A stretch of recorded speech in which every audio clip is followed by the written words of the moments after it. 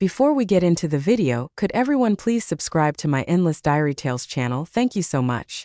On the day of our engagement party, Henry bailed in front of everyone.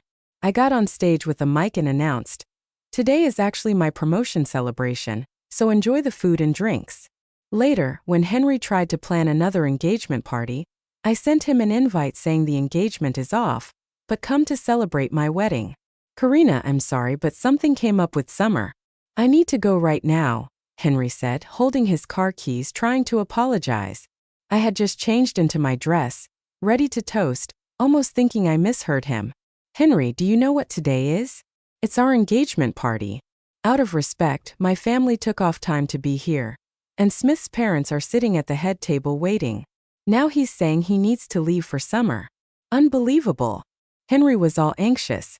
"I've already agreed to marry you. We can reschedule the engagement, but Summer might really be in trouble." I took a couple of steps, blocking the door and meeting Henry's gaze head-on. "What if I told you nothing happened to Summer?" Henry looked like a cat whose tail had been stepped on, defensively exploding. "Karina, where's your heart? Summer grew up with you. It's just an engagement party, and you're getting worked up over nothing. Same story every time. Summer sabotages my engagement party, and somehow it's me who can't stand her happiness. It's always like this. Summer can mess with me all she wants, but if I voice any complaints, I'm the one with a jealousy problem." I closed my eyes, stepped aside, and Henry rushed out the door. He pushed it so hard that it swung back and hit me, jolting me awake from shock. The host knocked on the door, asking if they could start. I stood there, stunned for 3 seconds, then told her the engagement was off. I apologized and shared my new plan. Henry initially didn't want to use her, thinking women shouldn't host weddings, but after talking to her, I insisted. Even though it caused some conflict between us, she was extremely professional and quickly helped me sort things out. In the reception hall, everyone was waiting for the meal to start. I took a deep breath, lifted my dress, and stepped onto the stage with the mic. "Today is my promotion party," I announced. "Enjoy the food and drinks." There was an immediate stir below. My parents and Henry's parents looked at me in shock. I didn't explain further, handing the mic to the host, who quickly brought the restless crowd to calm. Aside from the occasional curious glance, no one mentioned the engagement again. After sending the guests off, I brought Henry's parents and mine back home. I dug out the wedding rings Henry and I had bought and returned them to Henry's parents. 10 Uncle Samuel and Auntie, it seems it wasn't meant to be for Henry and me. Here are the rings. I hope Henry finds someone he truly loves. Henry's parents refused to accept them, saying they'd talk to Henry on my behalf. I pulled out my phone, opened Summer's Twitter, and there was her latest post. He said he'd never let go of my hand, accompanied by a photo of locked hands. Ironically, one hand wore the engagement ring I had chosen. Henry's parents instantly recognized his hand. Henry's mom tried apologizing for him. "Karina, this was really Henry's mistake. Could you forgive him this one time?" The Smith family apologizes. I shook my head. This wasn't about them. I never blamed them. Henry makes his own decisions and no one can control where he goes. I won't just move past this with an apology. I've given Henry plenty of chances. Now I'm done. Summer's saying she might be in danger. It was just a trick on Henry. Whenever I needed Henry, something would always happen to Summer. In the end, she was always fine. That's her age-old trick that somehow always works. She was scared Henry wouldn't care for her after getting married, so she tested her importance in his heart time and again.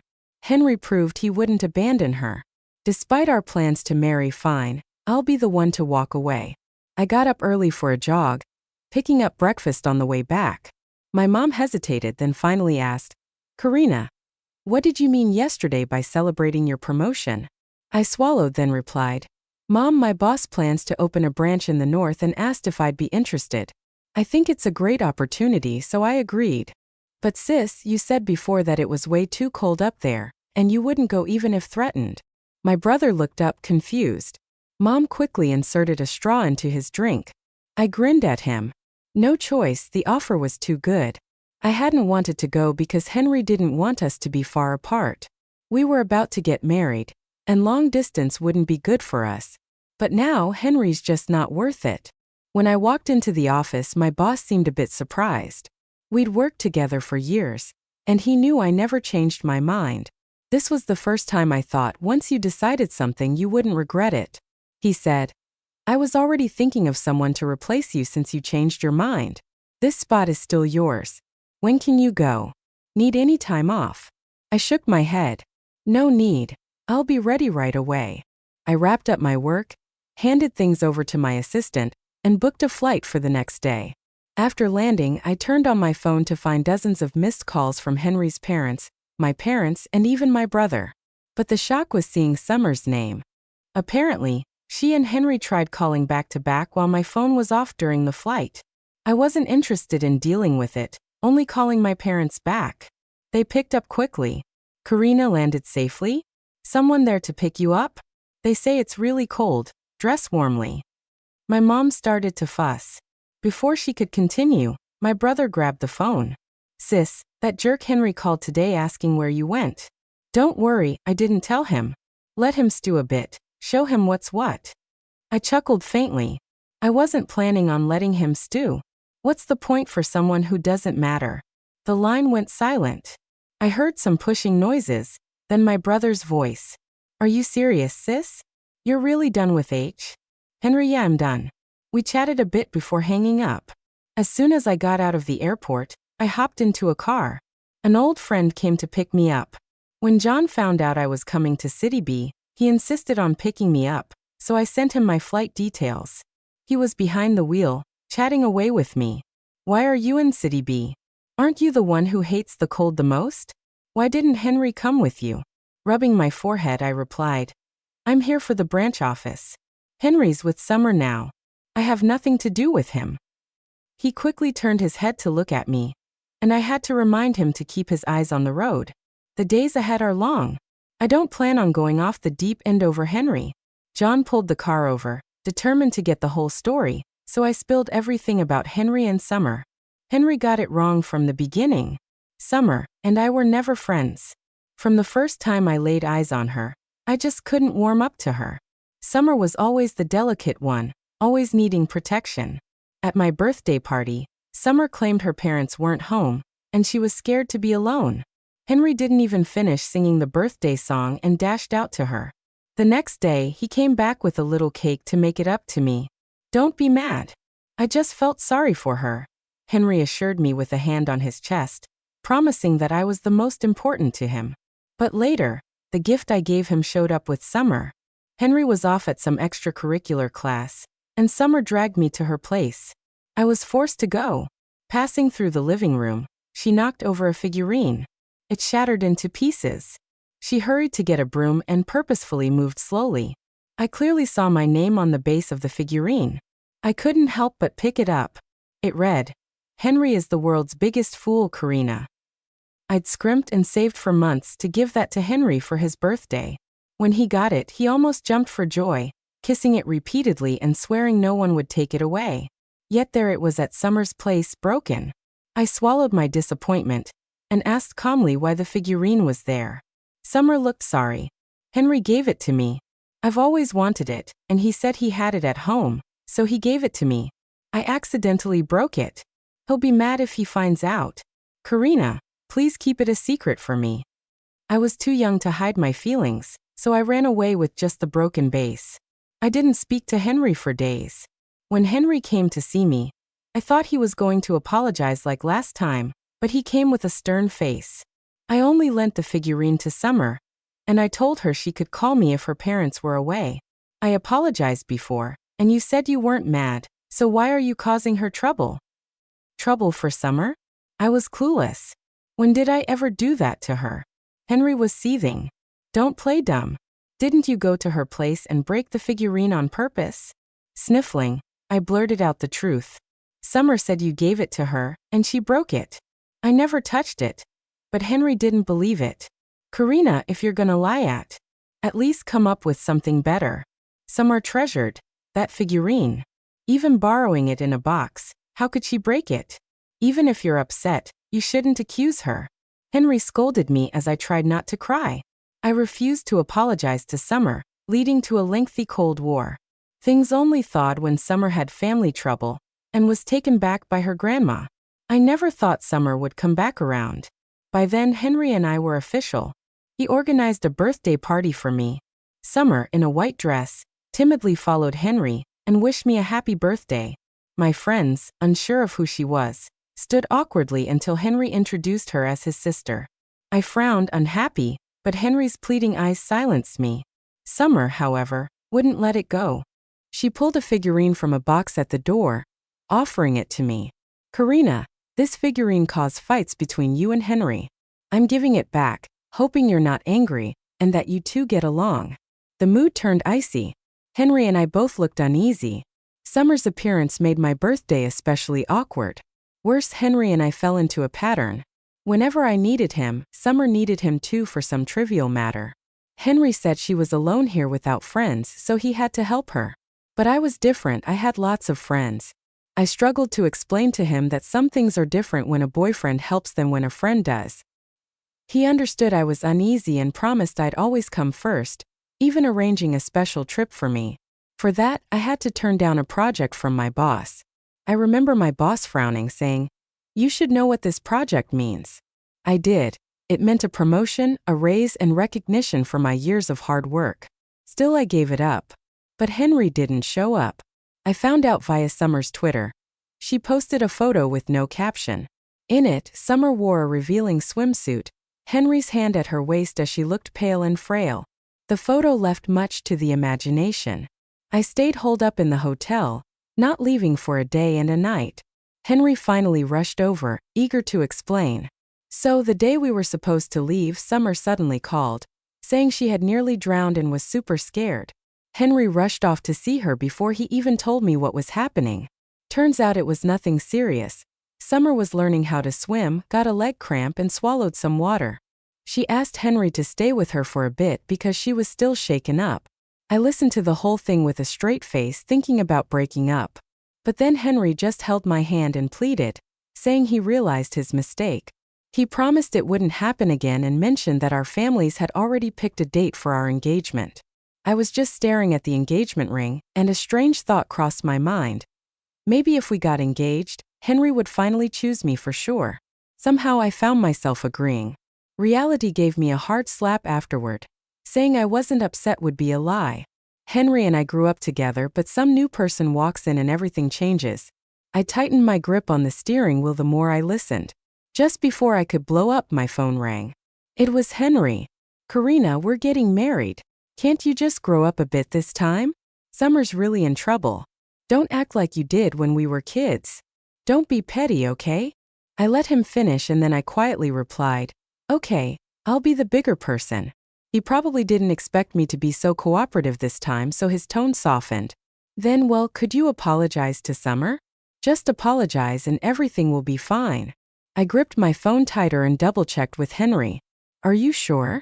Apologizing to Summer will make everything okay." He nodded frantically over the phone, saying yes. "Wow," I said, chuckling into the phone.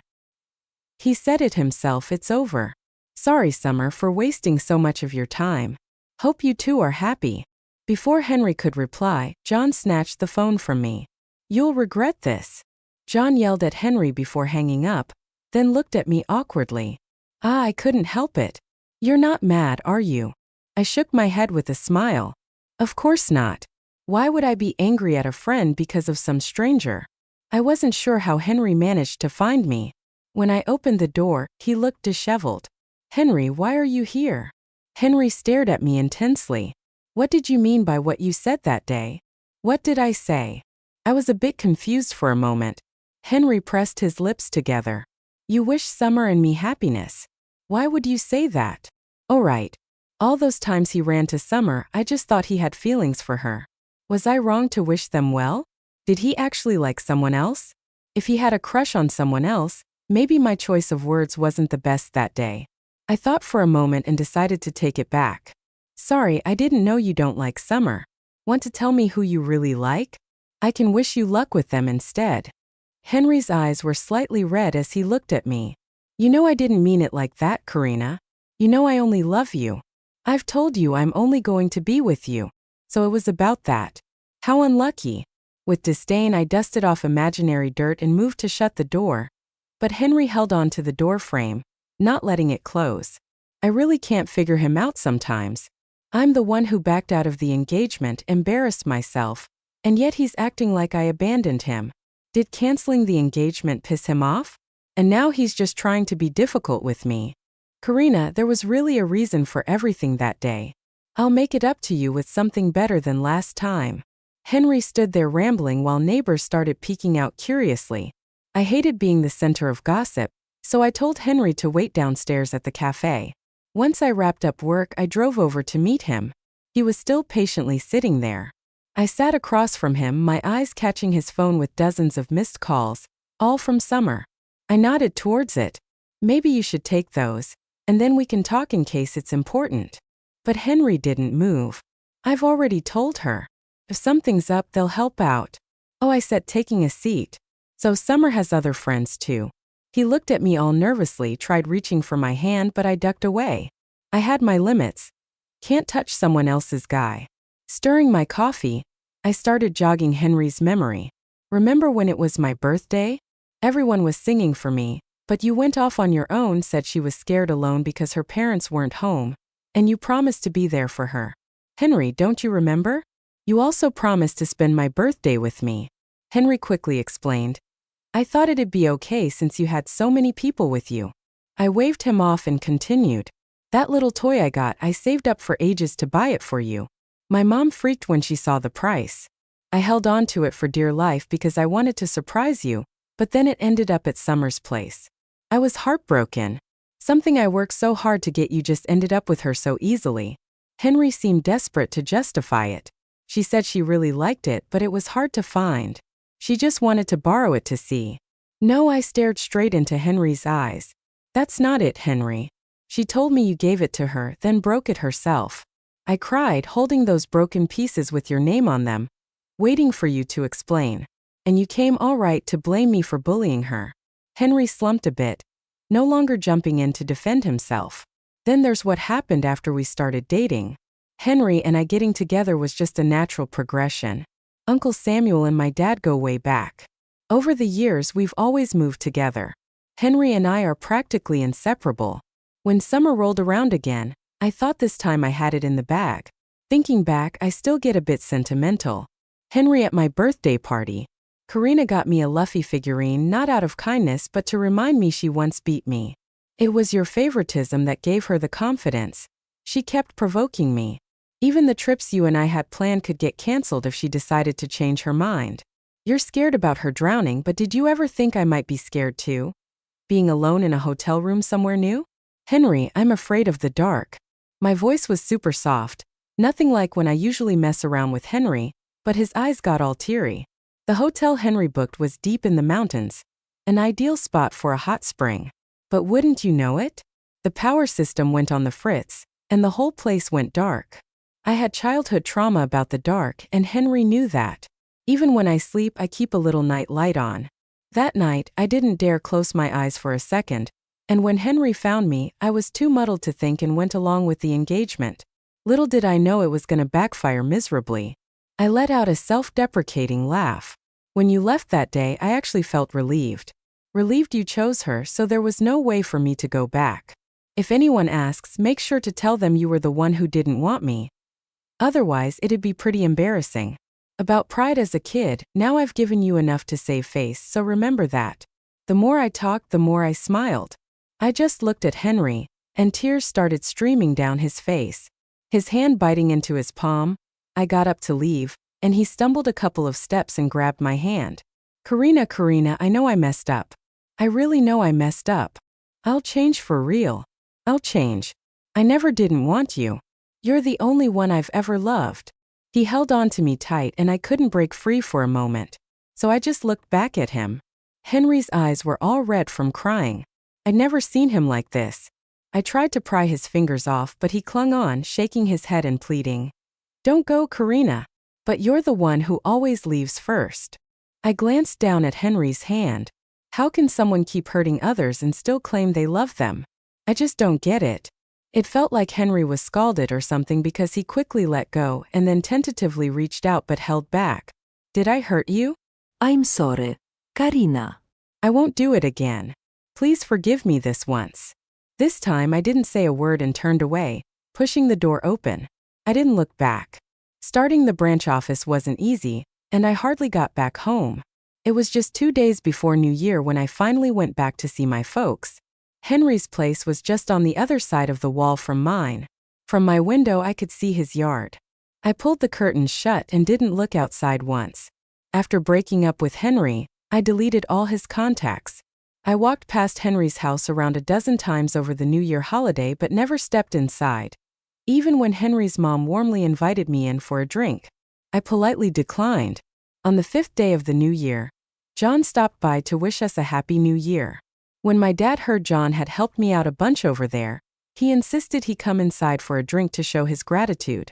I sat with them, keeping an eye on John to make sure he didn't overdo it. Out of the corner of my eye, I spotted a familiar figure by the window. My brother whispered to me, "Been standing out there all day to know who he's trying to impress." I signaled him to drop it and called Henry's mom to explain the situation. She quickly came out, took Henry back home, and I let out a sigh of relief. John suddenly asked, "Once the branch is up and running, are you gonna stay there or come back?" I was caught off guard. "Probably stay over there," I replied. "The head office can handle itself, and I'm more free that way." John nodded and didn't press further. The boss said I worked too hard the previous year and gave me a few extra days off. I don't know how John arranged his time off, but he ended up leaving the same day and insisted on going with me. He was chatty and joking at first, but after a quick glance at the rearview mirror, his smile faded. Henry was tailing us. I looked and sure enough it was him. I got a headache. I thought we were clear after that conversation, but Henry seemed stubborn about it. John tightened his grip on the steering wheel. I was confused. A new flame? Where would I find one? John coughed into his fist, his ears flushing a weird shade of red. "If you don't mind, I could pretend to be just to help out." John's words that day left me a bit stunned. I wasn't sure if he was genuinely trying to help or if there was something more. Knowing him for all these years, I never sensed he felt anything beyond friendship. Henry's constant interruptions made me hesitate, but eventually, I called John to ask if he could pick me up from work. When John showed up, Henry's demeanor changed. "What are you doing here?" John chuckled. "Picking up my girlfriend from work." I opened the car door, and Henry hurried over to stop it. "Karina, I won't let you go with him." I calmly unfurled his fingers and got in the car. "Henry, don't be like this. You've always been generous, right?" I smiled as his hands fell to his side and he crouched down, burying his head in his knees. Henry's figure shrank back in the rearview mirror. For some reason, a strange sense of satisfaction welled up inside me. I used to stubbornly hold Henry back, not letting him go see Summer, but he would just look at me all disappointed, telling me not to be so stingy. Now that I'm more open-minded, he's the one who is unhappy. Not long after the car started, a girl waved at us from the right front.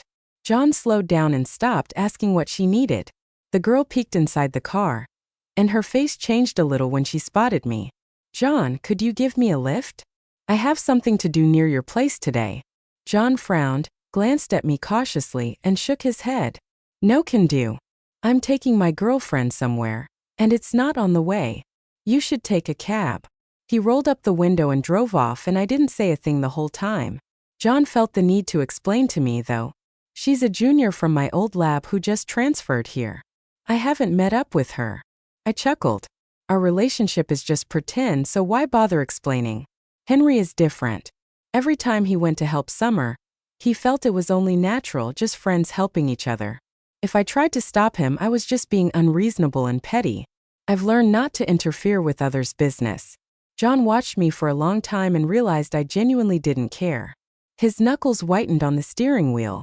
He plays the part well too. Whenever Henry's around, John is always flawless. While John and I were out for a meal, Henry sat across from us like a ghost. Midway through, John got a call from his junior again and frowned. "Look, this isn't right. You can sign up for driving lessons at a school for a broken light. Call a repairman for a ride, just call a cab. I told you I have a girlfriend. I don't want to upset her." Henry heard it all and slowly lowered his head. That's when Summer walked in. She immediately saw John and me sitting together and looked thrilled. "Henry, there you are. I've been looking for you everywhere. Why aren't you answering my?" Henry looked up, his voice hoarse. "Is something wrong?" Summer pouted, holding his hand. "The company's shifting positions, and I need to learn driving for my role. Can you teach me? I'm nervous with anyone else." I got intrigued and put down my utensils, looking their way. Henry also looked back at me. Summer's trick always worked. She always claimed she trusted no one else but Henry, and Henry, soft-hearted as ever, would run off to help her. But this time was different. Instead of agreeing, Henry looked at me like he was expecting something. John noticed too and couldn't help but ask, "Why is he looking at you? Is he hoping you'll stop him?" I laughed and tapped John. "What are you talking about? It's none of my business." My words made Henry's posture slump. Summer turned to me a bit affronted. "Karina, Henry and I are just friends. Friends should help each other, right?" Ich smilte her. "You're right, Summer. Henry is your best friend. Of course, he should always help you." She was overjoyed. "See? I told you Karina is the best. She wouldn't be jealous of you helping me." Henry, however, ignored her. John sensed something off in his demeanor. He paid the bill and left with me, leaving Summer and Henry behind. Later, I heard that Henry lost it that day. He snatched Summer's necklace, pushed her onto the floor, and her hands got cut on shattered glass. Uncle Samuel had to bail him out from the police station. Uncle Samuel called me, sounding exhausted. "Karina, I know it was Henry's fault, but could you please come see him?" Uncle Samuel was close to my dad and helped him out a lot when they were young, so after thinking it over, I agreed. I brought John with me, not deliberately. I just didn't want John to get the wrong idea. Henry was lying in the hospital bed. He brightened for a second when he saw me, only to lose it when he noticed John. I pretended not to notice. "Uncle Samuel said you were not feeling well. My dad asked me to check on you." I was polite yet distant. I placed the flowers and fruits on Henry's bedside, not getting too close. Henry's mom looked at John and me, wanting to say something but held back. Henry shakily extended his hand, revealing our engagement ring. If I remember right, on our engagement day, he gave it to Summer. I didn't do anything with Summer that day. She said she wanted to see it, so I gave it to her. She said she lost it, and I thought with the wedding ring still there, it didn't matter if this one was gone. But that day, I saw her wearing it around her neck, so I took it back. "Karina, look, I got it back. So can we go back to how things were?" He didn't say it out loud because I raised my hand, showing him my ring finger. It was a ring from John. We had an arrangement to act as a couple. He'd help me resolve things with Henry, and I'd help him avoid marriage pressure. That day, his parents insisted he go on a blind date, so John pulled me in to cover for him in front of his parents. He put the ring on my finger. Today, when I said I'd visit Henry, John insisted I wear it. The ring proved useful. Since Henry never finished his sentence on the way out, I told Uncle Samuel that things between Henry and I were done and hoped he wouldn't bother my life again. I threw myself into work, never thinking of Henry again. But John kept visiting, claiming it was my mom's orders to watch me eat. John has a refined look, and a bunch of fresh grads in the office are all over him. While we were eating in the company cafeteria, an intern approached John. "Mr. John, do you have a girlfriend?" John paused, then chuckled, pointing at me. "You should ask Karina." The intern was stunned, her face instantly turning red as she repeatedly apologized to me, saying she didn't mean it. I playfully nudged John's shoulder. "Weren't we supposed to split once everything was settled?" He was laughing nervously and shyly. "Your issue is solved, but mine isn't yet, Karina. I want to ask you to consider me." John insisted on taking me home.